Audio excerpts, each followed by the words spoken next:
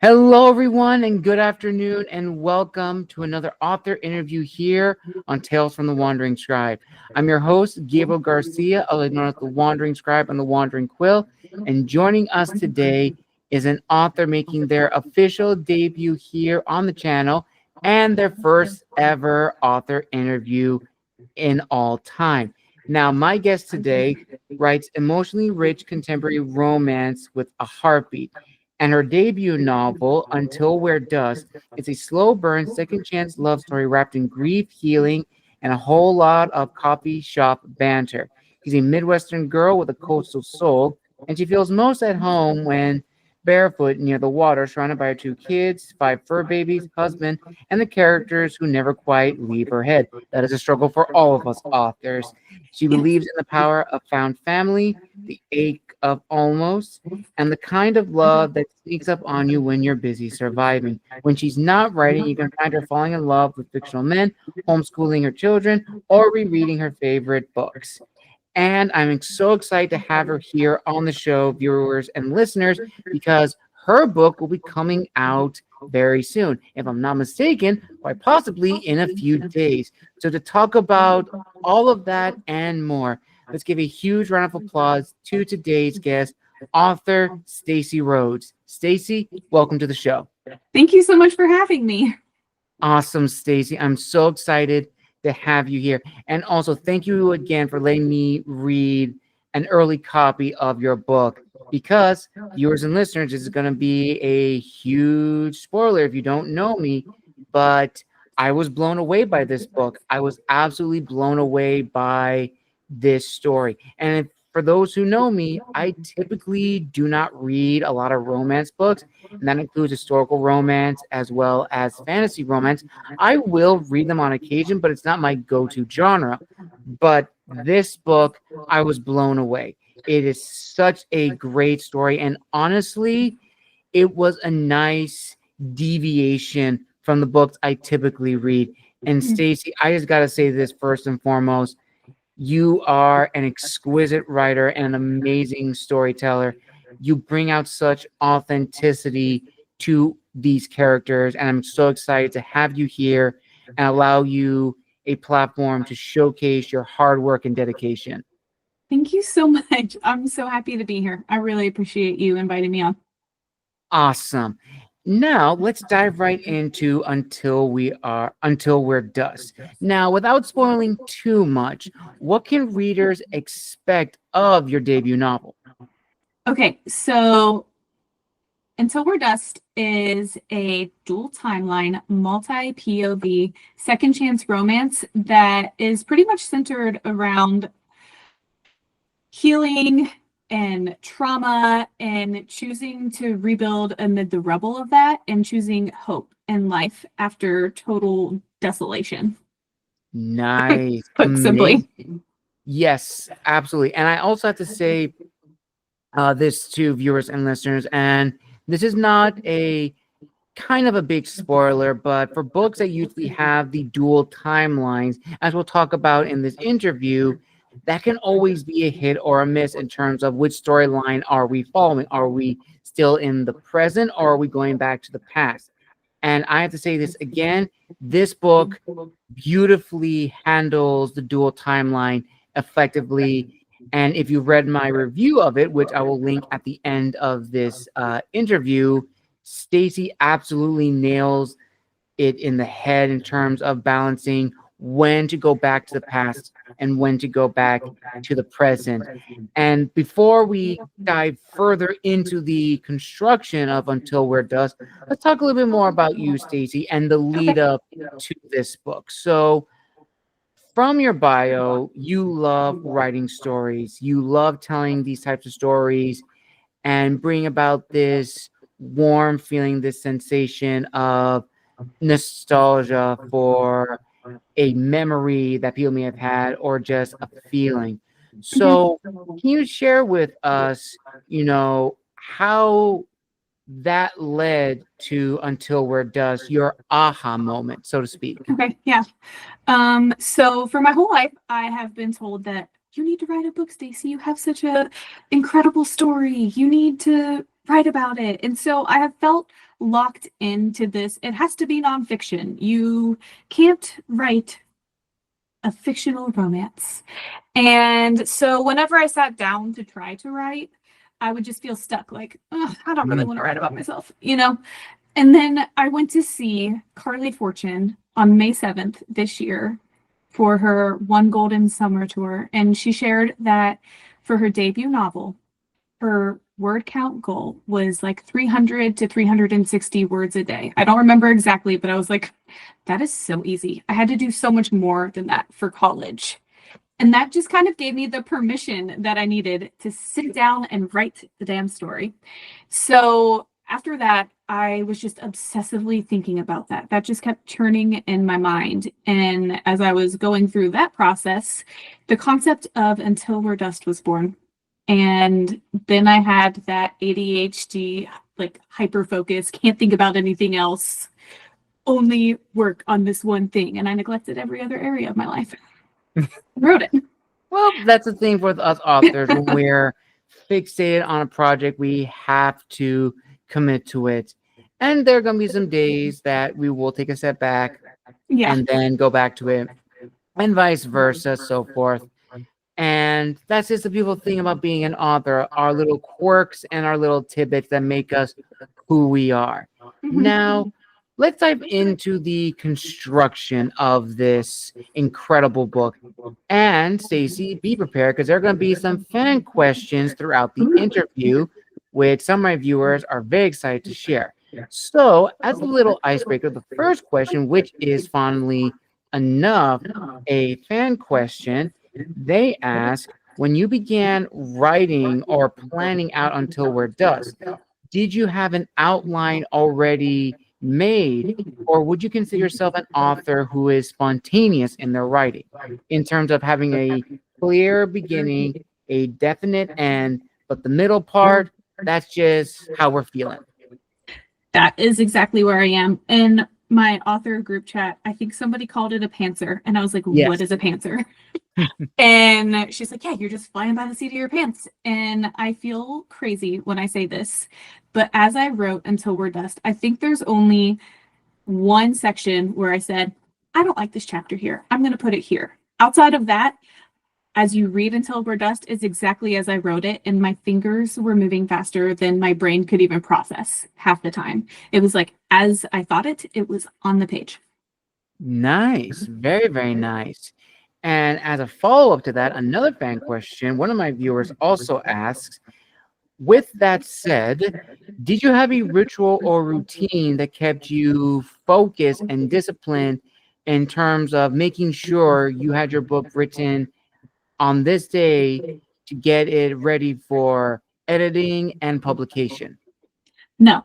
I had a very strict rule for myself where I wasn't gonna write garbage. So there were some days where I wrote absolutely nothing, and there were some days where I wrote 10,000 words and everything in between. But I wanted to make sure that the time that I spent on this book was quality time, because it is taking me away from my children and my other responsibilities. And Right. that's less editing I have to do if I don't write garbage. That is true. That is absolutely very, very true. Now, since this is your debut novel, your first book, possibly the starting point, actually, it is a starting point in your career as an author, what really surprised you about the industry that you didn't know before? Ooh, that's a great question. I think what surprised me most was that writing the book was the easy part. Everything that has come after has been mind-blowing and so much more challenging than I ever imagined. And I started out kind of querying for agents, and then I was told, oh shoot, what is his name?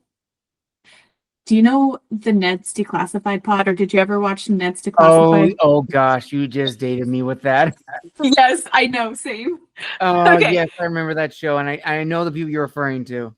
Okay, so NedPod is super unhinged, and they're so good at making millennials feel seen and know. They don't have it all together, and they're not pretending to. And they had a character from Zoe 101 on, and I'm forgetting his name at the moment.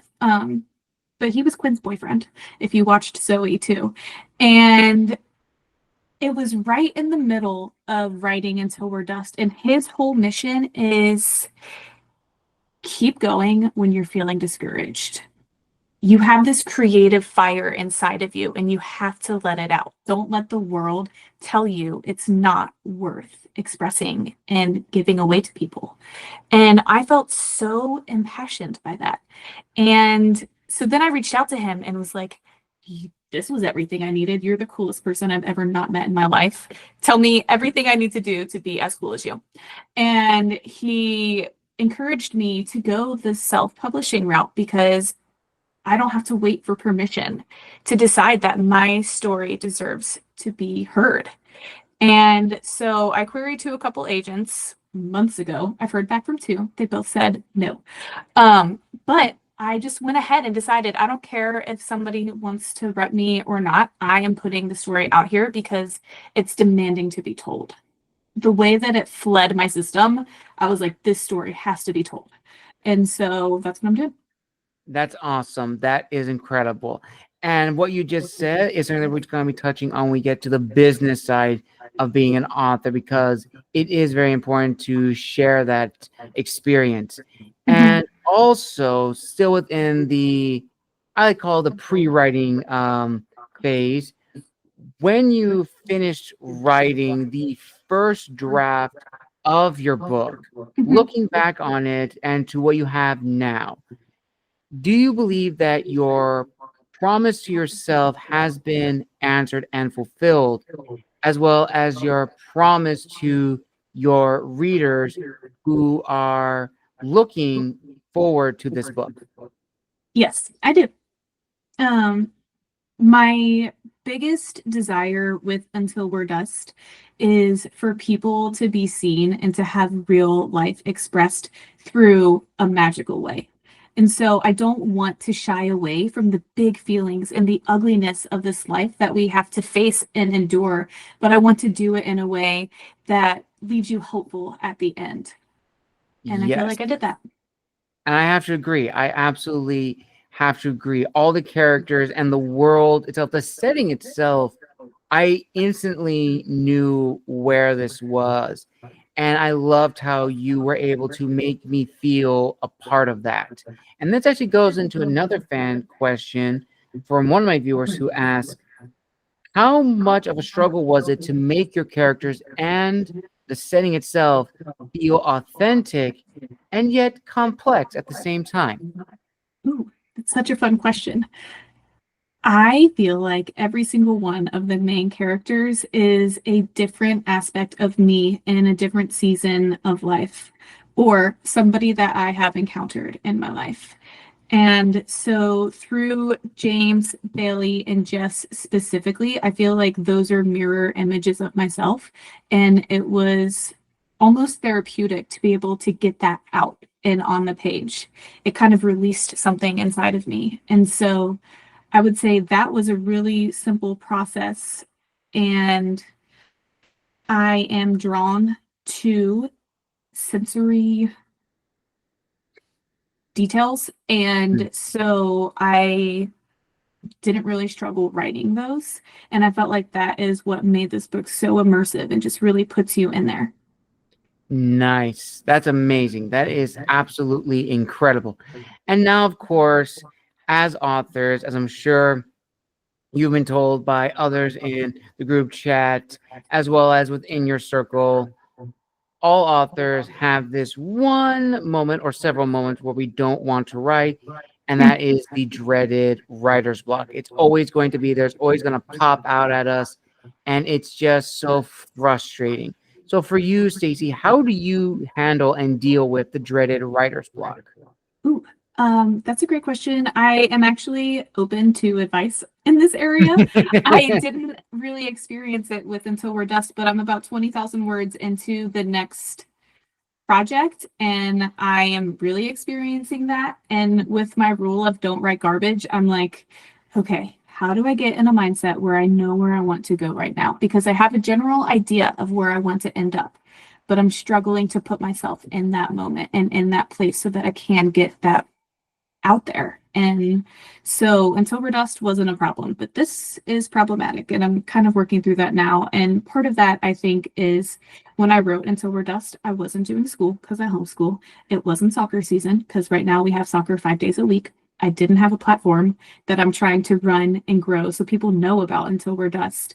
And I didn't have another book that I was simultaneously promoting. So I think what I need to figure out how to do is inhale and exhale and find balance. Absolutely. I know the struggle. I actually at one point tried to do two books at the same time. Oh my And for gosh. those, it's not easy. And there's a little funny story. For those who remember Michael at the time was being edited while I was writing the first draft of Decimus last year. I thought I could do it, and I was like, I can't. I'm getting burnt out, and my attention is going to one book over the other. And I made the decision I have to focus on one book. But with that being said, to almost give you a piece of advice, Stacey, in terms of how to deal with writer's block, when I found myself struggling to write a scene for Michael, I went to Decimus. I had spent like a few minutes free writing in that book, and that got my attention away from it. And by the time I went back to Michael, that writer's block was gone, and it was a seamless process. And That's cool. it's going to be different from everybody, and that's something that we'll be touching on later in the interview when we get to what does it mean to be an author, especially in the digital age, because as you mentioned before, trying to grow a platform is very, very tough, especially if you are an indie author. And on the notion and topic of being an indie author, this goes into a very personal question, because as authors, it's a very lonely venture. It's only us when we work on our stories. There's no one in the beginning until we get to the end. And sometimes, as I've talked with guests on the show, there's a hesitancy to let people know that we are an author. Some people have told their friends and family from the beginning, others towards the end. For you, Stacey, in particular, when did you tell friends and family that you were A, working on Until We're Dust, and B, that you decided to go on this journey and career of being an indie author? So I told my sister after I wrote that opening scene with Bailey where she's opening up the shop and she's getting grounded. And I was just like, hey, I have a secret. Do you want to see it? And she was like, obviously. And I just sent her those 500 words. And she freaked out and told me I needed to tell her friend Rachel. And so from day one, Rachel and my sister were with me, and I was sending them chapters as I wrote them, getting their feedback and their thoughts. And then I included my cousin and my mother on that. And then I didn't tell anybody in my life until I had finished editing Until We're Dust. And then I posted about it on Facebook, I think after I had probably 1,000 followers on Instagram. Nice. Very, very nice. And now here's another fun little fan question. And I think I may have the answer for this, but I'm going to hold it in. When writing Until We're Dust, who was your favorite character to expand and explore as the author? And who was the most challenging character to write? What a fun question. I want to hear your thoughts. I think, for me personally, I think favorite character to write was possibly, I want to say Aubrey. Most challenging, I will definitely say, and I could be wrong, I think it was either the mother of, oh gosh, why am I blanking on his name right now? Shoot. James's mother, or James himself. Okay, I love those answers. So James is the one who came most naturally to me, and I feel like he represents my insides the most. Just how I experience life, how I process life, how passionately I feel. I'm a huge feeler. And I think James puts on a pretty strong front, but deep down, he's a big, big feeler. And so that came really easily to me. Aubrey was so funny, wasn't she? It Oh was so yes, fun to she write was. her. I have a 7-year-old, and so I tried to really incorporate the maturity and genius that I feel like my 7-year-old has with the sarcasm and stuff. She started out, I think, 3, and I was like, she's too smart for this. I can't have a 3-year-old. And I just kind of balanced what Aubrey said based off of what my son Charles, I think, would say. So that was really fun to explore. But the most challenging for me was probably Jess, because she's quirky and funny and witty. And I'm like, how can I make this Jess quirky? Like, she can take this to another level. I just need to think of it. Yes, and I was actually kind of nervous as a reader. It's like it's just going to dominate the book because there are going to be those characters in stories who are meant to be the side characters, but Mhm. they become that trope of like, oh, they're the main character in their own story. But yes, what I also love about Aubrey is how well. Also, thank you for the clarification that she was initially going to be 3, but bumping the age up because it does bring in this authenticity of younger characters. I think as authors, as I've talked with on the who I've talked with on the show, that is probably the one type of character among many, probably the most difficult to write because we don't know how a kid's supposed to sound like or how to Mhm. talk, especially in a room full of adults. Yeah. Teenagers, yes. Young adults, okay. But children, that's always a 50-50. You get it right or you Mhm. absolutely get it wrong. But I absolutely love how you approached that character and making them feel integral to the story as opposed to the comedic relief, so to speak. Yes. I was really trying to prioritize that. I didn't want any two-dimensional characters. I really wanted every single one of my characters to have depth. Yes, absolutely. And another fan question, since this story, without giving too many spoilers, is based in, if I'm remembering correctly, based in New England, correct? Mhm.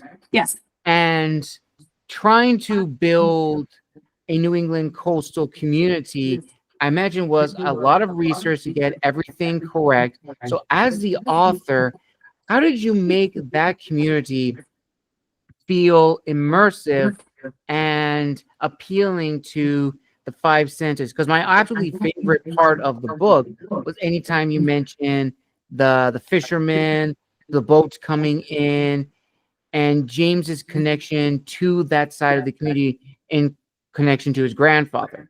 Mhm. Yeah, so I did have to do a lot of research because I've actually never been to coastal New England. It's one of my dreams. Haven't made it there. And a funny fact is, the Stimson's Whelk shell that is a main character, kind of, Mhm. in and of itself. I had to change the name of the shell to that because upon initial research, I was misled by Google's misinformation that a Junonia shell could be found in Maine and it can only be found in Florida. And so I'm glad I researched further because I had a whole book almost written with this precious Junonia shell that doesn't even exist there. But it was important to me to find a shell that was rare but possible. Nice. Very, very nice. And after you've written the initial draft, working with your editor, getting it polished, and then going into the ARC reads and the beta reads, what has been the feedback been like from your readers? Positive, very critical, or 50-50 split? It has all been overwhelmingly positive. It has been so validating for me in choosing to go the indie author route after those rejections. Everybody has been so receptive of Until We're Dust and have fallen as deeply in love with this town and these people as I dreamed that they would. Nice. That is amazing. That is awesome. And now we're going to touch on the next question, which actually correlates to what you brought up not too long ago, and that is establishing a platform and a profile as an indie author. And I think, especially being authors in today's digital age, there is a quote that I'm now starting to use, which is very, very true. And I think you'll definitely agree, Stacey, is that For authors of all kinds, traditional, indie, and trad, and you can argue maybe this is more towards indie, but ultimately, it's never been more easier now to write a book and publish it, but it's Yes. never been more difficult to get notice and exposure. That is the most challenging thing. And exposure comes at a cost, especially on social media. As Hmm. authors, as I've talked with a lot of on the show, it's a double-edged sword. You can connect with other readers, some fellow authors, but we leave ourselves open to attack.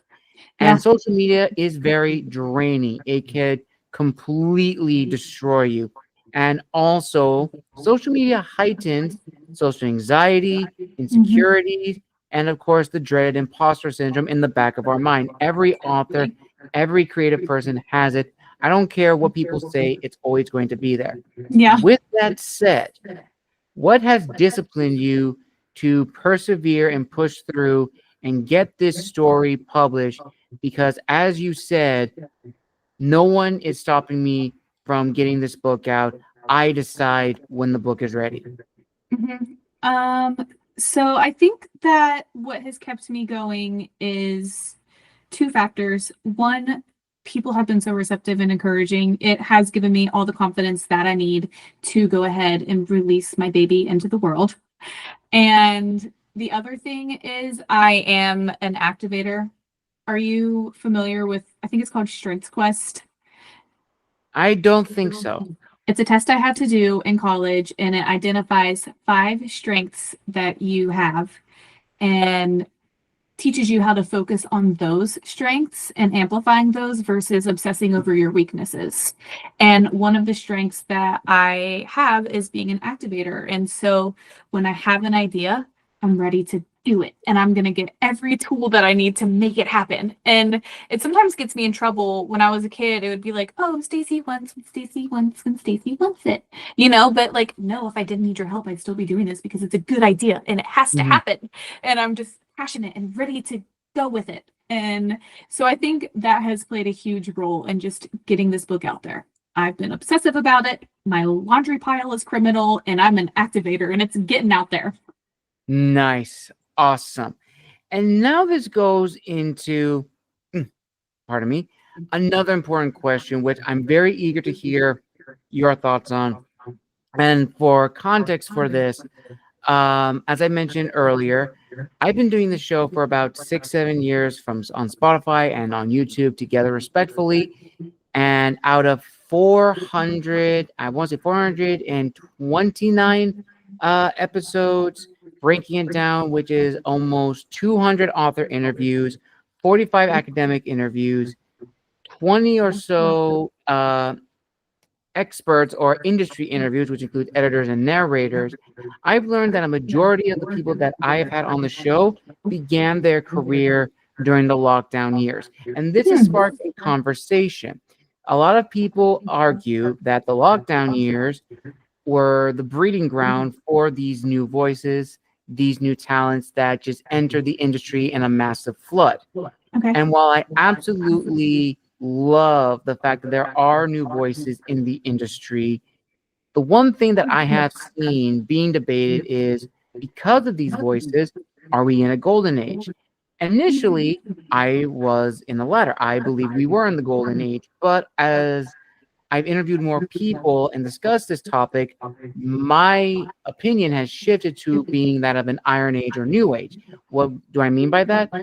Because in this industry, there are two types of people: to be an author and to be known as an author. One is dedicated to the story, the other is dedicated to making a quick buck or the business side of Yeah. being that. And as I'm sure a lot of people in your inner circle have told you, fellow authors, this is not an industry to get rich quick, especially if you're an indie author. You have to understand Totally. that first and foremost. It's a Yep. grind and it's a hassle. That's why a lot of people argue that it's more of an Iron Age slash New Age. It's not as shiny as gold, but those that are passionate about the industry who want to contribute to the written word have created a solid foundation, hence iron. So, in your opinion, Stacey, from what you've seen and experienced as an indie author, do you believe we are in a golden age slash possible renaissance, or are we leaning more towards an iron age or a new age? What a good question. I think that I'm on your team. I think it's more of an iron age slash new age. I think it is harder to be noticed by these reps and publishing houses because there's such an influx of people saying, look at me, I'm worthy, pay attention to me. And so I think it does take away from that. And I think I lost my train of thought. I don't know. I think that I think it is definitely an iron age. You have to want it. You have to be willing to put in the work because Mhm. nobody's going to come do it for you. Yes, very, very true. And I into the business side of being an author, more specifically being an indie author.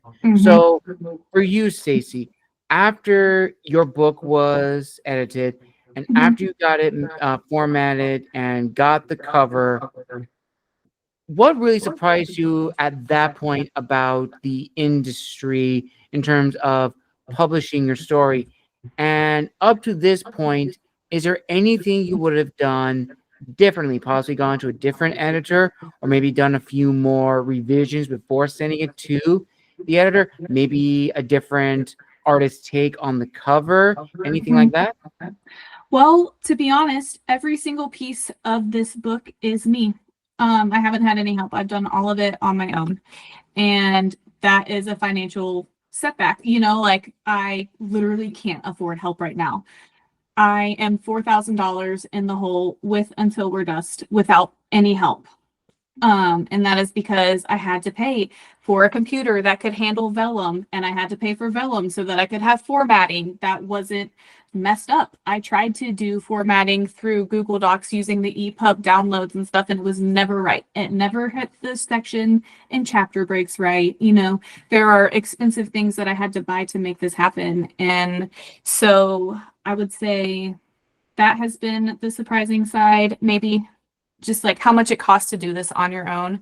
Mhm, And also the different tools that are out there for us to distribute our books mhm, has been surprising. How much you actually get paid when you are using different resources to distribute your books has been alarming. There are certain companies that I literally get pennies for. And they're like, you have to give us a discount for our wholesale. Otherwise, nobody's going to buy anything. And I'm like, okay, let me give you 55% because that's what they demand. Oh, sorry, you can't do 55% and keep your book at a competitive price. Otherwise, you owe us money. oh no. Oh So, gosh.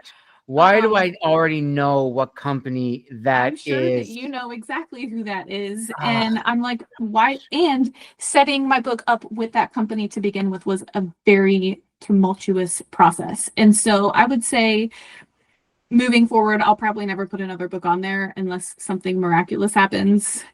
But then there's the other side of it where indie bookstores are like, we won't work with you unless you're working with this company. And I'm oh, like, okay. why am I even doing any of this? I automatically know as soon as you said that, I knew Yes.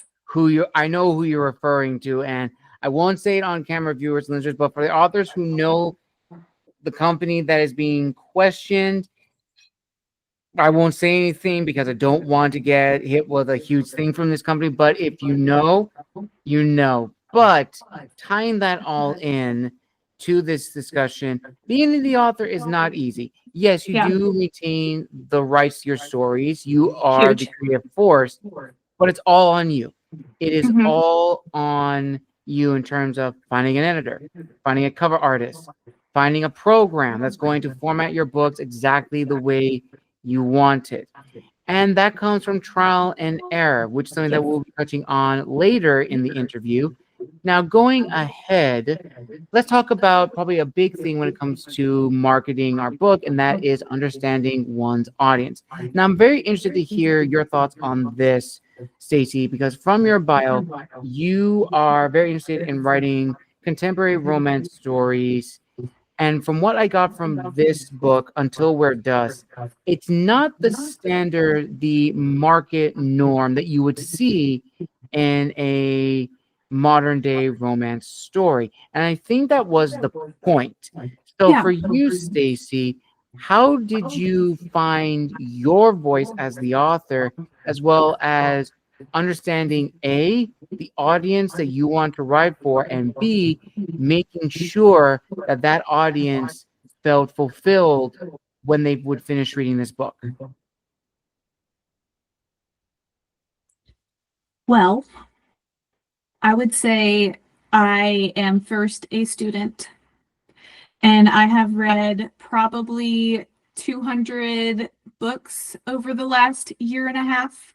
And I am a romance girly to the core. I will not read a book that does not have romance within it. I am in love with falling in love. And so through that, I have found what I really like and what I really don't like in a book. I hate third act breakups. I'm almost certain you will never find a third act breakup in one of my books.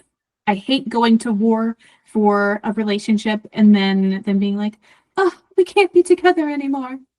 And then fighting to get back. I think that's dumb and it puts my heart through loops and I don't like that. So I have just been a student of different authors that I've really enjoyed and kind of taken notes from them and tried to implement those things. Like, I love that Rebecca Yarros, without fail, will destroy my soul and then sew me back together. I think that feelings are huge, and the feelings that we don't release will end up manifesting in different ways physically. And so I love a good opportunity to bawl my eyes out. Yes. Very, So, very true. yeah, so I'm really passionate about you got to feel it to heal it. And so I really wanted to incorporate that into my books. I didn't want to shy away from the big stuff. And Rebecca doesn't do that. And same with Carly Fortune. She's so immersive in her writing and she really puts you there with all the sensory details. And she doesn't shy away from hard conversations either. And so that is something I would love to be compared to them when people read my book. And so far, I've had at least once. Nice. And kind of with that in mind, here's actually another fan question, which is actually from an old question I used to ask on the show. For you, Stacey, would you consider yourself an author who writes to her target audience in her genre, or would you Hmm. consider yourself an author who writes to her preferred or desired readership? And readership is divided, from what I still remember, the industry in four categories, Okay. which is middle grade, YA, NA for new adult, and adult fiction. So, where would you consider yourself on this scale? Are you an author who writes to the readership or an author who writes to the genre and the audience? Um, am I allowed to say C? I'm an author who writes to my heart. Absolutely. I'm a mood writer. I write where I want to go. And I would say my preferred genre is probably contemporary romance. And what age group did you say? Like adults, 18 and above. Yeah, adult fiction. Adult fiction. And so I would say that's probably where I'm most drawn to write, but mostly I just follow my feelings in my heart. And I so far have let that lead the way. Nice. Very, very nice. And kind of with that in mind, this goes back to something that I mentioned earlier before, where it comes to finding our voice as the author.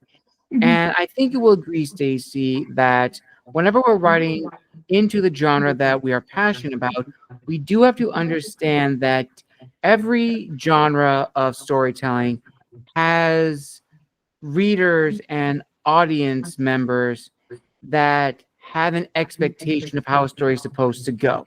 Yeah. And it's this tightrope balancing act of being respectful to the genre, but also showcasing who you are. You don't Mhm. want your story to be too new that it's completely going to throw the reader off, but Yeah. not something that's a carbon copy of something else. As I wrote in my review, for me as a reader, I got the sense of the classic Hallmark and Lifetime movies, which I think you really nailed perfectly. So for you, Stacey, how did you find your voice as an author with these two opposite ends in mind? I don't know how to answer that, to be honest. I don't think that I was ever trying to find my voice. I feel like this was a story that demanded to be told. And so I wrote as it came from within me. And there were a lot of things happening in my life at that time. And I feel like this was my way of processing that. And so I don't think I ever was like, I need to find my voice. It was more, this story has to be told or else you'll combust. Same. Absolutely the same. And this actually goes into two more fan questions, which I'm really love to hear your thoughts on. I'm going to combine them together into a two-parter. Okay. And my viewers ask, as the author of Until We're Dusk, what has been your favorite way to introduce conflict into the story and follow up by balancing the conflict with the correct emotional response? Ooh. How did I want to introduce it? Not sure I know how to answer that question. I'm sorry. That's okay. That's okay. I think I may have first said it probably not the right way, but what about the second part? Balancing the conflict with the emotional weight, because there was a lot of feels in this book, and the conflict of the commitment definitely weighed heavily. So can you share with Yeah. us how did you balance those two aspects? Yeah. I, like I've said, am a huge feeler. And so I feel like the balancing of the emotional weight, it was really easy for me to put on the page what was going on in their mind because I feel like I was there. I have had those racing thoughts. I've had my chest flood with heat and my hands go numb out of anxiety and fear for what's coming.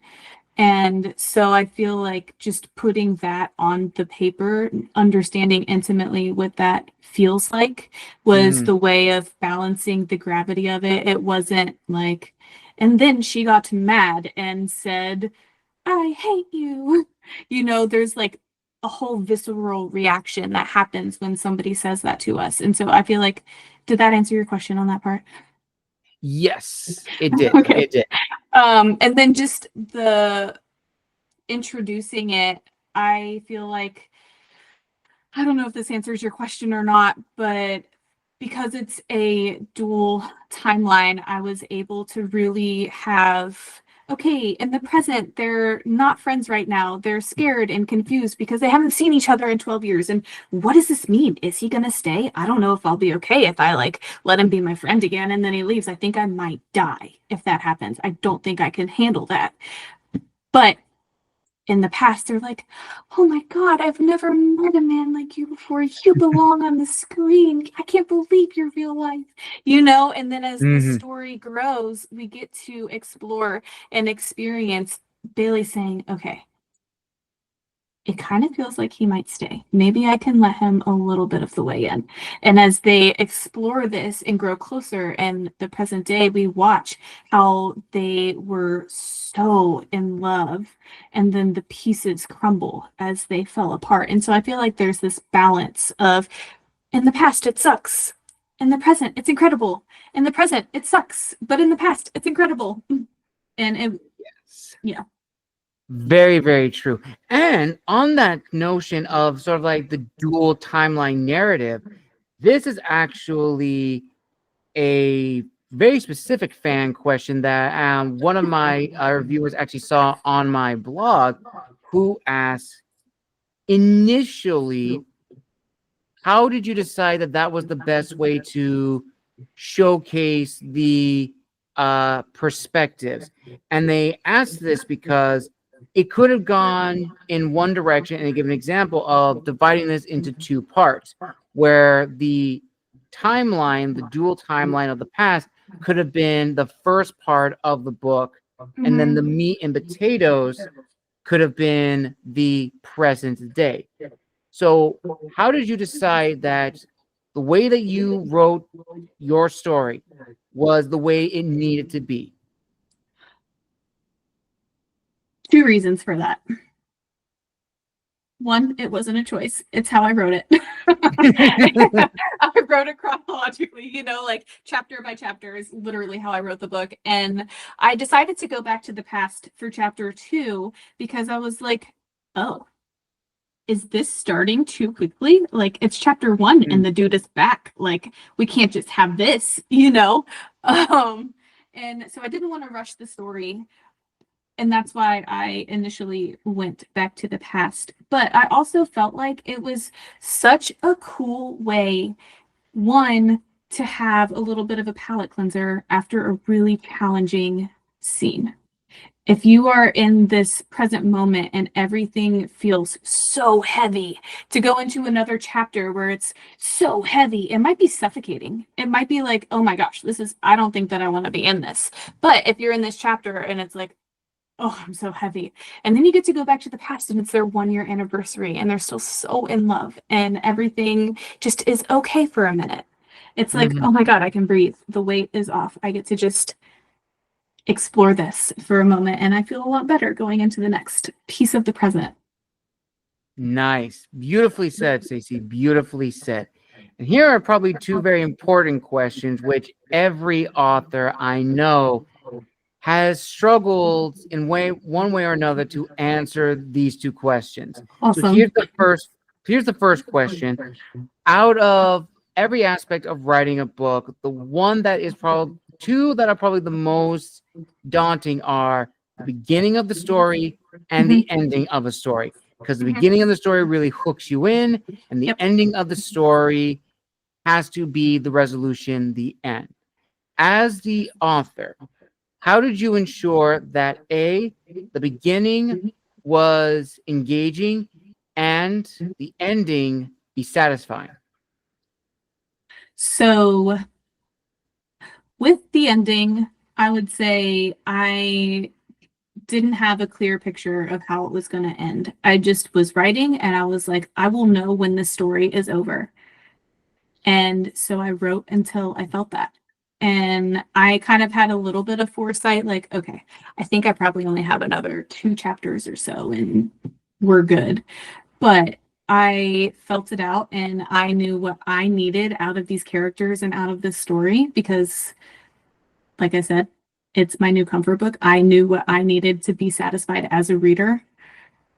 And so I just put that down. And the beginning was honestly probably super challenging because I know that if a book doesn't hook me in the first couple pages, I am done. I don't want to slow start. I don't want to have to like fight to figure out where I am and how do I feel about this person, this main character. And so I really tried to reflect on what I prefer to find in a first chapter of a book, and I tried to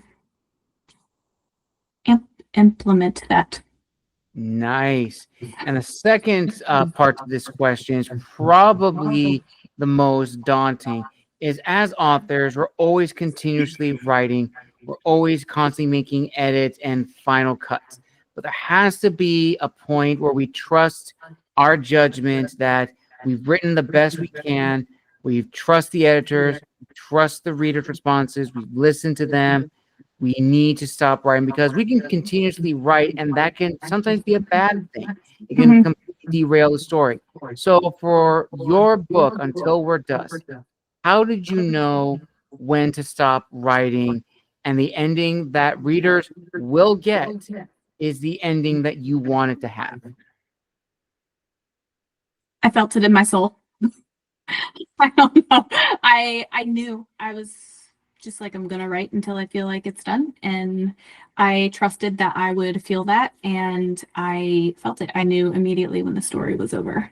How did you feel about the ending? Ooh, I don't want to give too many spoilers for it, but for those who want to know my definitive answer, check out my blog on Wandering Scribe. And it was, without giving too much into spoilers, it was exactly how I wanted it to end. And that's all I'm going to say. Don't want to give any Perfect. more tidbits, but you will be satisfied. And as you go into the final questions of this incredible interview, Stacey, we're going to take a little tangent and explore a little what I like to call a scenario question. Great. So let's say that you were invited to host a panel discussion or lead a panel of new and aspiring romance authors. And you are paneled with some of your favorite authors, possibly some fellow indie authors, or maybe authors that you admired as a reader. And Okay. in this large auditorium are aspiring writers, possible poets, authors who are just working on their second book, what have you.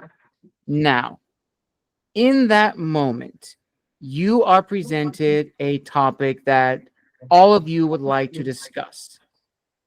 The numerous topics to share and discuss and engage with the audience.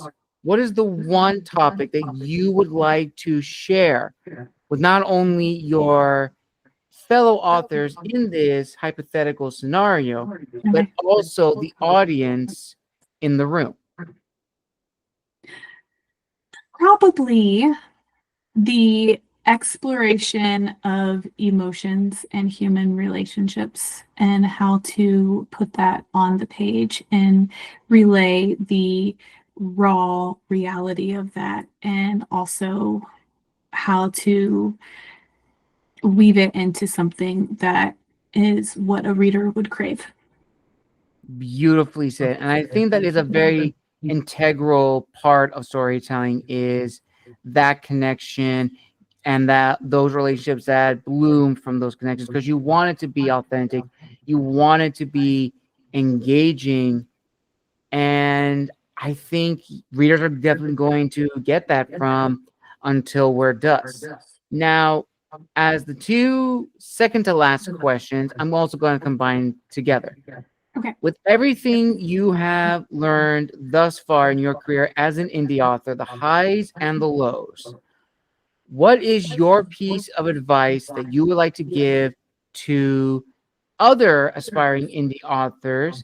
And secondly, for the readers who will be getting their pre-ordered copy of Until We're Dust and those who will be buying it when it releases, what do you want them to take away from what do you want them to take away from A, the story, and B, how you approach storytelling? Hmm. What I want them to take away from the story is that you don't have to have it all figured out. It doesn't have to be this pretty, perfect cookie cutter picture of what movies and romance novels and just the unrealistic expectations of social media and pop culture present to you. It doesn't have to be this perfect thing that just falls into place. It's okay to be a little bit of a mess and stumble through it as you figure it out. Beautifully said. Beautifully said. And the final question to end this incredible author interview is our final fan question. And this viewer asks, ooh, I like this one. I like this one. So I'm going to try to paraphrase it because it's a very, very, very long one. But Cool. the viewer asks, ultimately, looking at your career as an indie author and an author making their way in the industry, how has being an author changed your life on a personal level? And do you think you are in a better place by going down the path of an indie author? I love that question. I would say I am in a better place. I am somebody who has not really believed in myself very much. I totally have the fear of man, and I'm a very, very sensitive person who has a big heart and feels everything for everybody at all times. And I will be the first person to champion you and to put myself down. And so part of creating Until We're Dust has been saying, you know what, Stacey? You're valuable, and what you have to put into the world is good, and maybe somebody needs it. And so I would say that I am a better person for that. I heard sometime this past year that the 30s are the best decade because it's when you say, fuck it, I don't care what anybody thinks. I'm just going to do what I want to do. And so part of writing Until We're Dust, actually all of writing Until We're Dust and putting it out there was me saying, you know what? I'm in my 30s and I don't feel it. I don't feel this statement, but I'm going to embody it anyway and say, fuck it, I want to do it. So I'm doing it. Epic. Absolutely epic.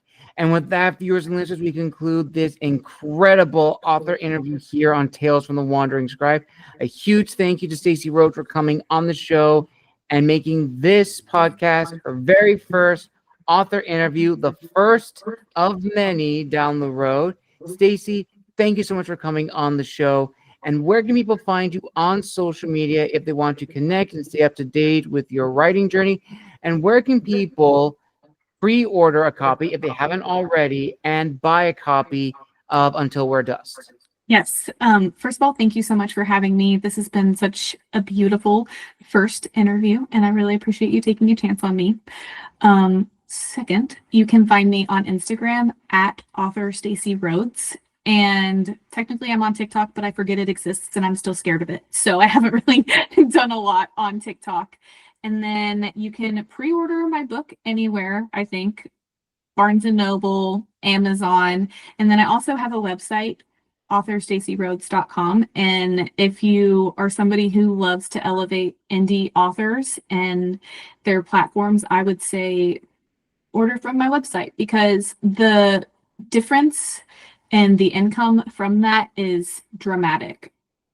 From one of the distributors, I get literal pennies. From another one, I get $3. And from my website, I get 12.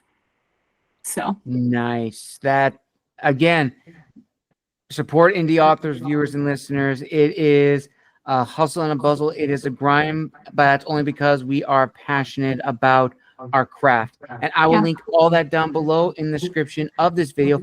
And once again, if you'd like to see my full official review of Until We're Dust, head over to the Wandering Scribe on my blog post to read Until We're Dust. And on my blog post, you can also buy a copy, which I attached the link down below on that post. And as always, a huge thank you to our guest, Stacey, for coming on the show and making this her first ever author interview. As I said, this will not be the last. If you are a fellow author that has their own podcast, or you know someone that has a podcast, spread the word. We are always looking to go on shows and showcase our books, our talent, and our creativity. And stay up to date with all new information coming out later this week and later this month. Make sure to like, comment, and subscribe.